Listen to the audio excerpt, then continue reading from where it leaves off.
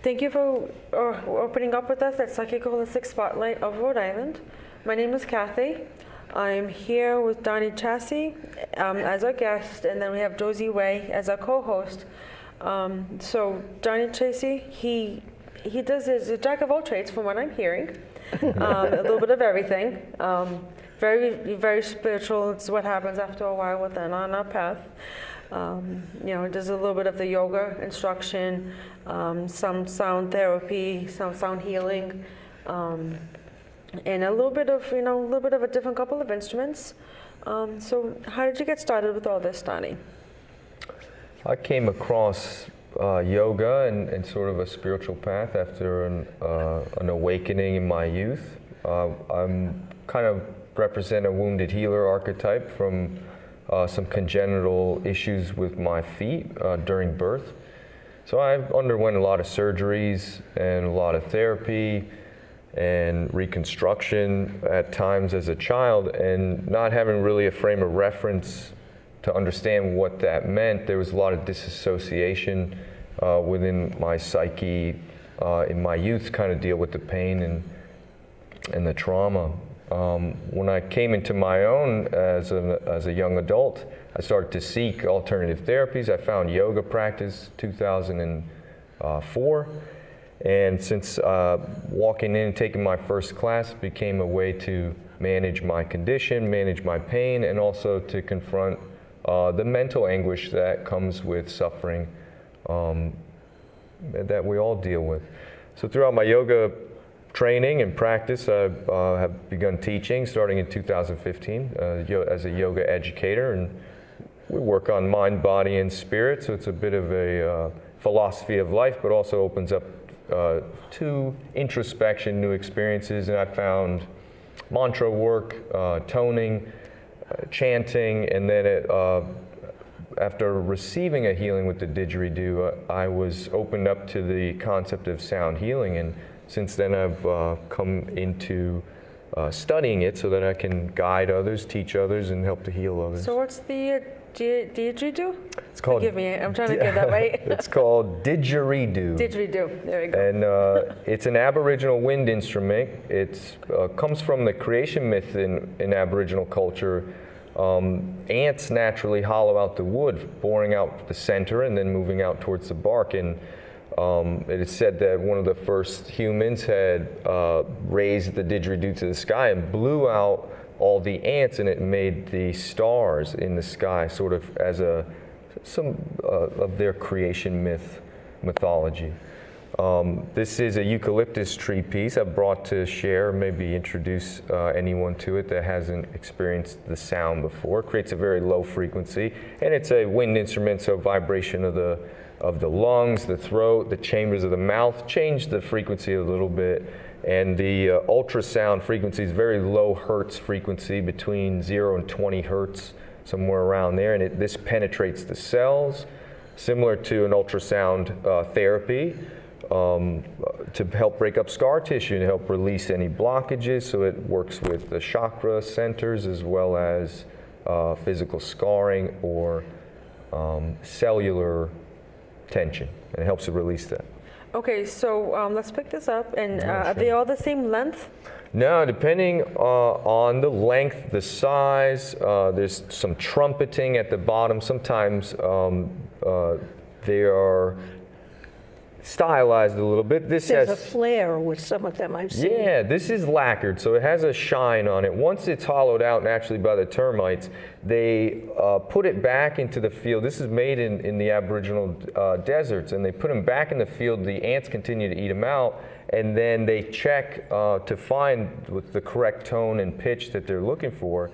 And each piece is unique, so there's no way to really create or to make the instrument. The instrument is made partly through the decomposition process of the tree limbs breaking down, but also the ants help to bore them out from the center. So then once it's ready to go, they lacquer it. This has been lacquered 7 times, so it's very heavy. It's quite a heavy piece.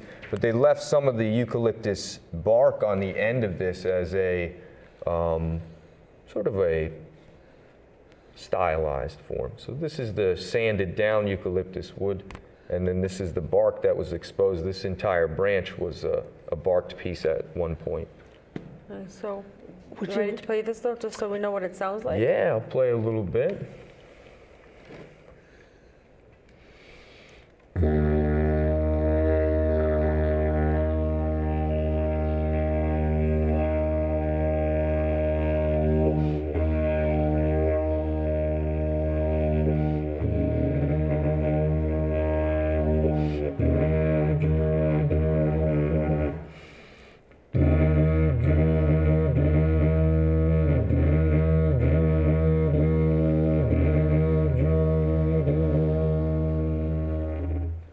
I have to say, I feel more grounded.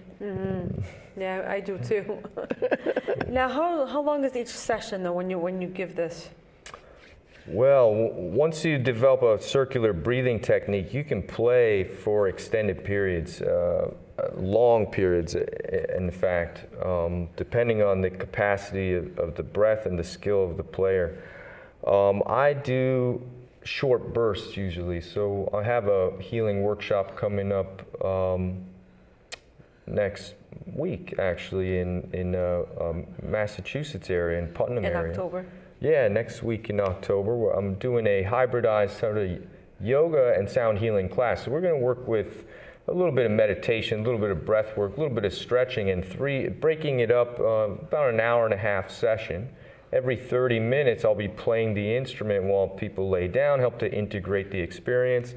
So seated in meditation, the sound waves can affect you. Laying down flat, there's still a resonance that takes place within the body. And I play typically for 20-minute periods, sometimes a little bit longer, depending if I'm playing with other people, because it can be a very musical instrument, but it can also be used with focused intention to heal and to help to loosen things up within the physical body. How long is the healing workshop for? Is it 6 hours? No, it's an hour and a half Okay. workshop, and so 30-minute bursts. We'll do a little Okay. breath work, meditation, then we'll do some sound healing, and then some more yoga stretching, contemplation, and then some more healing. So there's some integrating though Yeah. with this. Yeah. Do they need to have yoga experience? I'm under the impression that yoga is universal. Yoga is for everybody, any age, any type, body type, any injuries as well. I came from a disability background with my legs, and I found it fully capable to take instruction, to guide under my own sort of control, to work with injuries, to work with ailments and whatever. So I teach children's yoga. I teach people. My grandmother's one of my good students. She's 87 right now. We still do chair yoga. Chair yoga? So I've done that. yeah, no It's- experience is it's needed. good. Yeah, they can be low impact. Yoga doesn't just involve the stretching. There is breath work as well, Yes. relaxation, contemplation, and so it's an overall mindfulness practice, and breaking it up a little bit so it's not so much exercise. Being able Right. to do some sound work in between, people really enjoy. It sounds good. Thanks. I do play some singing bowls along with it sometimes as well. I have a bunch of different chimes. Sometimes I have a drum with me. So there are different ways to create patterns and rhythms with sound. And one of the most important parts about sound healing is the silence in between. So each sound that emanates or comes from an instrument, comes from a speaker, is creating a sound wave. When that wave stops, that space in between the sound is where a lot of the healing takes place as well. So there's a little interplay between silence as well when you're doing sound healing. Yeah, it's just to help absorb the energy of the sounds, the different kinds of sounds. Yeah, it helps to integrate it, and it's honoring the, so it sets a balance. So it's not just activity all the time. There has to be rest as well. And so the same is true with physical body, but also with sound. Okay, interesting. And how long ago did you learn about this? This instrument's relatively new. I started in Pittsburgh when I was going to art school in Pennsylvania. The gentleman was from Portsmouth, New Hampshire, and he was touring, and he was healing, and he was teaching with him and his wife. And so this was 2008 or so, and I was introduced to it. I took a workshop with him. I had such powerful breath work from my yoga practice that I picked up circular breathing immediately, and he said I was a wonderful student. He said I should pursue it.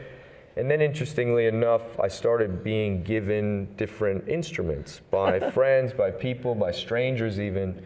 So once I started to walk the path of being a sound healer, more instruments have found me, and this one I sought out myself. This is, the more refined they are, the more precise in the tuning, and the more natural the instrument, the more expensive it becomes. So it can be a rather expensive hobby or practice, but it was very accessible when I started out because it just, this abundance and started to come to me. You were ready for it, yeah. Yeah, and Spirit helped a little bit to bring me some instruments so that I could facilitate some healing for others. Okay, so what other instruments do you use or tools for the sound healing?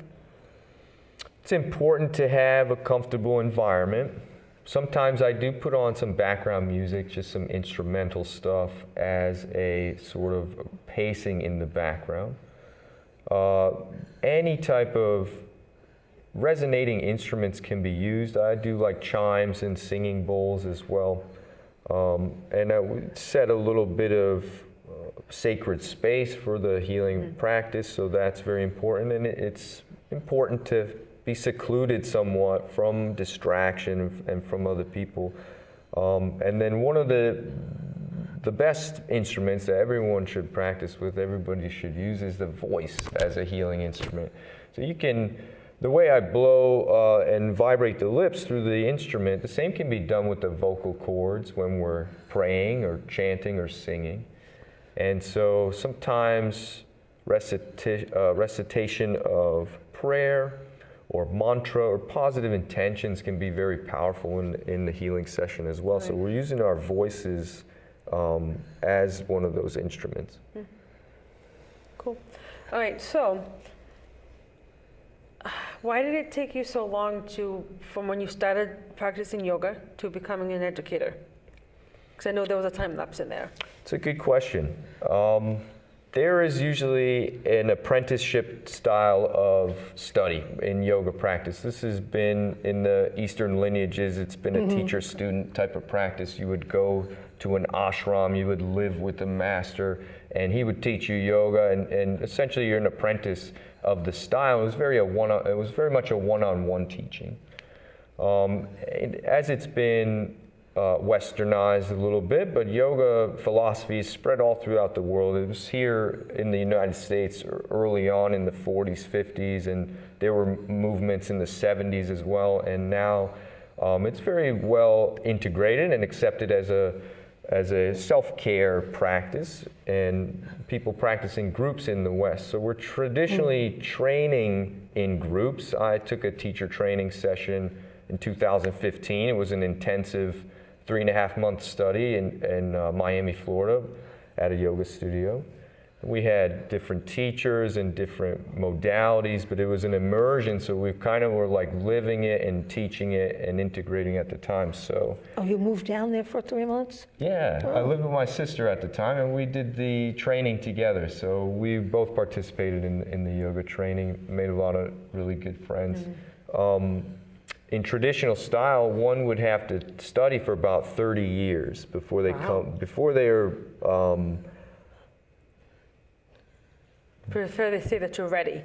Before you're ready, right? So to be bestowed as a teacher, you'd have to complete these 30 years. But for everybody, it's a little bit different. So here, it's a little bit more of a fast-paced lifestyle and study here in the West. I trained for about 11 years, my own self-study, researching and applying these practices, because yoga is more of a philosophy than it is any type of religion or just an exercise modality. There's 8 limbs to yoga. Yoga's kind of viewed as a tree with 8 branches. And once you exercise, experience, and understand the 8 branches, once it changes your life a little bit, because this is a lifestyle change, you begin to live in this type of philosophical alignment with the union of body and mind. once you have an awareness and understanding of that, usually you're given the okay to become a teacher. And it's a little bit more self-regulated here in the West. So there's different teachers in different areas, but everybody has proficiencies, everybody has areas of expertise, and so there's no real limit on when you can start teaching, but there is certification within the United States through Yoga Alliance that should be honored as a means of training through this study course to then become certified to teach. Okay. Yeah, so Westernized is a little shorter. Yeah, more abbreviated, Yeah. or a little bit results quicker pace, based. Yeah, they want it a little bit faster, but it gives the opportunity for more types of teachers, more backgrounds, more lifestyles, and a lot of people are practicing in their part-time really, and not doing an immersion or living with someone to train, but practicing on their own in a class and online is very popular nowadays as well. So I believe there's like 8 different styles of yoga, if I remember correctly. Many styles. Well, I know there's only a few of the major kinds, like Kundalini, Hatha, a couple of those. That's Raja Yoga is. And Vinyasa is one of them as well too. Is there a particular style that you teach, or you like to encompass all of them? I do like to study in all aspects. Okay. I've been certified and trained in Hatha Yoga. So Hatha Yoga is pretty much an umbrella group for all types of yoga practice. Okay. Hatha is sun and moon yoga. And a lot of yoga itself means union or unification. And so it can be viewed as the duality of the individual as being brought into union, and this is represented in the sun-moon sort of duality as well. Yes, there's Swarupa Yoga, there's Kundalini Yoga, there's very many different kind of brandings or styles, but they're all pretty much under this Hatha Yoga framework. And there are 4 main branches of the paths of yoga, but pretty much everything that is being done falls within the Hatha Yoga. So you do a little bit of everything though when you teach it? Yeah. I've practiced, trained with some Ashtanga Yoga, which is more of the 8-limb style, and Anusara Yoga, which was pioneered by an individual in New York. Some of these styles come and go, and they wax and wane, but the fundamentals are the same, and the goal is the same for all. It's a self-realization practice to find unification, and with that oneness, we find liberation of the feeling of being separate. So if someone wants to get in touch with you to take one of your numerous classes, including the workshop for this, how can people get a hold of you? Well, I can be reached through email at 4 yogidon@gmail.com. I teach in Webster, Massachusetts at a studio called Joyasana, which I've been part of a group there for 3.5 years or so. We have different teaching styles as well. We do aerial yoga as well. We've done acro yoga workshops, so there's partner yoga aspects, there's therapeutic yoga aspects. I've done outdoor classes, we do classes at the lake, we're doing online classes as well. And if someone's not in the area, because I'm teaching in Rhode Island, Connecticut, Massachusetts kind of region, I'm also teaching on Zoom. Nowadays with all the technology and the changes that we've been through, you can reach me by email, and I have an online class twice a week, Tuesday and Friday night at 7 p.m. And I have students kind of all in different states, and family members, friends, but also all are welcome. And if you're interested, you can reach out to me through that email address. That's cool. I never thought somebody could use Zoom for yoga. Yeah, we started, and my boss is very on top of things. Bonnie Wallace at Joyasana Studio in Webster, Massachusetts. When we went into shutdown mode in March of last year. From the pandemic. Yeah, we switched immediately to an online presence because we wanted to make sure that people still had accessibility to these practices. And because we couldn't meet in groups, there were limitations. even upon reopening, we were only allowed 3 students in our small space because of the Very guidelines. beginning, yeah. Yeah, so opening up this accessibility through the technology has been very accessible for others, and it's been beneficial for studio owners, for yoga practitioners and teachers, because a lot of people have gone out of business in these difficult times. But those who have made adaptations for online services, we're still doing well. So you have to be spiritual and technical too. Nowadays, yeah, it's very important to. It's the body, go with mind, the and flow. soul. Yeah. So does Joyasana have a website, though, they can find your classes through? Absolutely, joyasana.com. It's JOYASANAH. There's an H on the end of it, but it's joy, and asana comes from the yoga Sanskrit language. Asana means seat or pose, and so all the postures are referred to as seats, because we're finding we put the body in a specific configuration, and you find comfort in that seat. And then as you breathe in the yoga stretches, the energy moves through the body, channels are open, channels are replenished, and any type of energy movement can help to fill in gaps or to push through blockages. So it's important sometimes just to move the body or to take deep breaths to facilitate some of that healing. Now, what's the email address again to get a hold of you? For yogidon@gmail.com. So number 4, YOGIDON @gmail.com. Okay. Thanks. All right. So let's talk about this. Forgive me on the pronunciation. Didgeridoo? Didgeridoo. Okay. See, I did better than the first time. So you said that there's different lengths and different keys, correct, though, for these? Yes. Okay, so how did you come across this one? This one in particular, I shopped for online through an authentic site that the proceeds go to the Aboriginal tribes who make these instruments, and so it's good to find genuine and authentic instruments there. Some are made out of different materials, but very important that the material in which is vibrating has an effect on the sound. So all of these traditional instruments were made out of wood.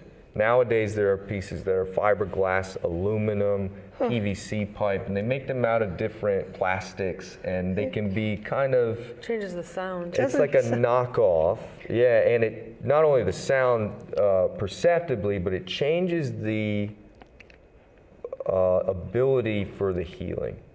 The frequencies change. Exactly, and natural, organic elements have like more natural and organic frequencies. Yeah. And if you're using plastic to try to do sound healing, it doesn't quite work as effective, and it may be a little bit caustic.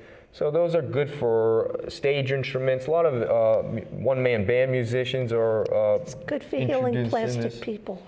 Yeah, it would affect. It could be used differently. If it were needed, but otherwise some are just musically, because I have one that's made out of bamboo, I have one that was bored out with like a wood lathe. So there are different ways to craft these, but the more organic, the more authentic and natural, the more of a kickstart to the healing that I've seen. And so this is the one I primarily use in sound sessions, but I like to play for fun too, and there's something called the worldwide didgeridoo meditation that takes place every solstice and equinox. So everybody who has didgeridoo plays their instrument at sunset on these cardinal changes of the seasons, and the sound waves wash over the planet as we're moving in between the seasons, and so that is a little bit of more community aspect of it as well. There are And a little people fun. who play. Yeah, and it's fun. Yeah.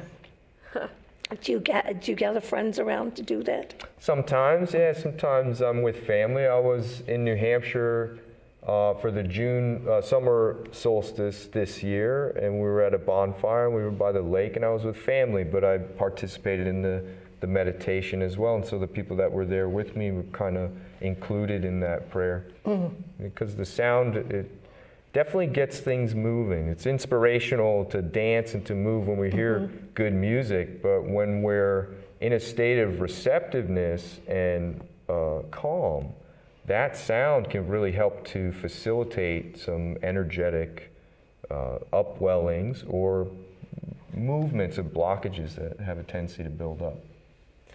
Do you know how long each one of these instruments take to be created? It is a long process. I forget there's an average time, but these ones take a certain amount of months to years, I think, to make, because there is a different phases in which they're laid out on the ground, and the ants are eating them naturally, and everybody's kind of checking them at times. And then when it has the right resonance and pitch, then it's sent out for the curing process. Mm-hmm. So they take a little bit of investment, and they're each and every one of them is very unique. So that makes them a little bit more pricey. But now something like this that is lacquered 7 times, is very strong. This is supposed to last my whole life. So I hope that it will be with me for a long time. Yeah, I think it will. Yeah. I think it will. It definitely chose you. That's what it feels like to me.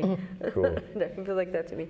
All right, so we talked about a little bit of the yoga classes that you teach, and the sound healing that you do. Do we talk about how the little bit of drumming that you do? Did we talk about that yet? Not yet. I'm involved in some shamanic practice work as well with the Munai key rites, in which we have received the rights for that. Received, yes. And participated together. The drum is used in specific sort of beats, like a half step, or there's a 4-beat drum. There's different type of patternings that you can do with drumming that allows for a trance-like state to become induced. So the low tones can really set a rhythm that helps to relax the hemispheres. Oh, okay. All right, so that's, to equalize the both sides though, right? Yeah. That's what you mean by that? Yeah. Okay. And how long did you get interested in that? While I was in Pennsylvania, going to college actually, while I was studying some things, I got into yoga, I got into ESP and some of the work of Terence McKenna, Timothy Leary, and some of these psychonauts that were using trance-like states to connect to things, and it opened up a world of interest to me, in which when I started experiencing certain things like a yoga class or researching some of the awareness of the environment in the sense of entheogens or plant medicine, this really interested me, and it piqued my interest so that I basically have just continued to study and learn more and integrate and practice, and I'm always open to new experiences. And when you have a direct experience, it really it piques your interest a little bit more. So any amount of book study or learning can only get you so far, but when you start to really initiate and practice and try some of these things yourself, when upon having a direct experience, you find truth there. And so that's how it made me kind of just start branching out into whatever piqued my interest. Yeah, so it seems like the early 20s was definitely a turning point for you. Yeah. Spiritual practices. Yeah, and I went through just a lot of trauma as a child, which is very hard. And I know a lot of people go through that, and sometimes it's not physical, sometimes it's more emotional trauma or mental trauma. And so there's a state in early adolescence in which you're becoming self-aware that you start to really identify with what's potential and what's possible in the future, rather than identifying with the scars or the trauma from the past. So that's a very influential age. And I was around 17 or 18 really when I started to research other religions and just do other types of study. And upon finding more information, it just kind of, the breadcrumbs that lead to more truths. And when you find these things that resonate within your own personal experience, those are the areas in which usually are beneficial to help in self-development. Some people take the longer route. They make some mistakes, they try different things that they think will help them, and then they find their way in their 30s or 40s or Yeah. 50s even, they find their spiritual path, Yeah, Yeah. sometimes it you know, takes a and their little longer. spiritual self, Yeah. It's very true. you know, but it's never too late. Correct. Yeah. So this episode's just about done.